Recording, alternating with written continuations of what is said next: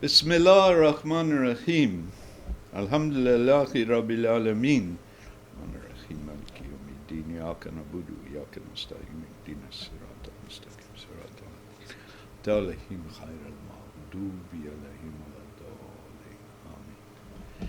So, we always start in the name of Allah because all of this teaching is about being aware of Allah and being conscious of His will and being conscious of our opposition at times to His will. And that's what this talk is all about. The Klesas.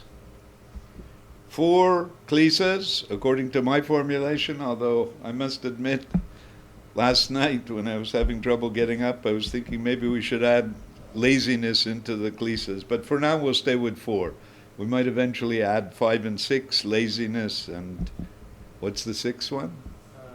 Concerns you. No, agitation. Well, why agitation? Because there's a lot of people around. I won't mention any names whatsoever, I promise. But agitation means they just have to keep busy all the time.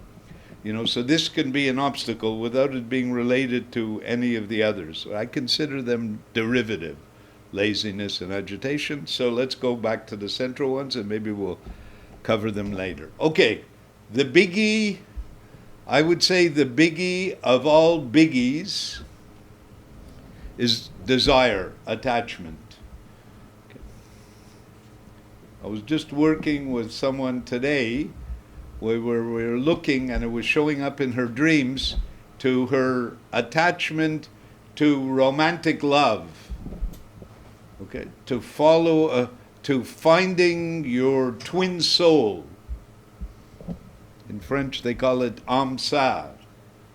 And we were seeing it's another form of desire, but Westerners, many Westerners, especially women, have been convinced that they have to find their twin soul or they won't be happy in life. But there's a lot of people who've reflected deeply on this who think it's entirely mythological. It's Hollywood romance.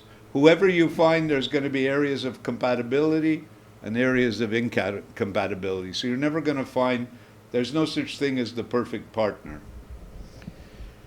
Allahu Akbar. So that's another form of desire. Anything that we love other than Allah, other than God, is a form of desire. So if we haven't said it before on these tapes, we'll say it right now. The story of Rabia al-Adwiya. I hope we didn't do it in the last 2 times. I don't think so. I use it all the time with people.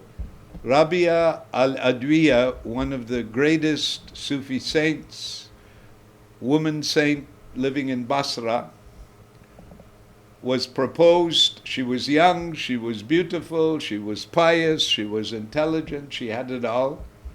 And the marriage organizer at the time proposed to her a marriage. Not sure whether it was Hassan al-Basri, but it was someone who was equally handsome, and he had wealth, and he was handsome and pious and good character and everything. And she said, "Let me think about it."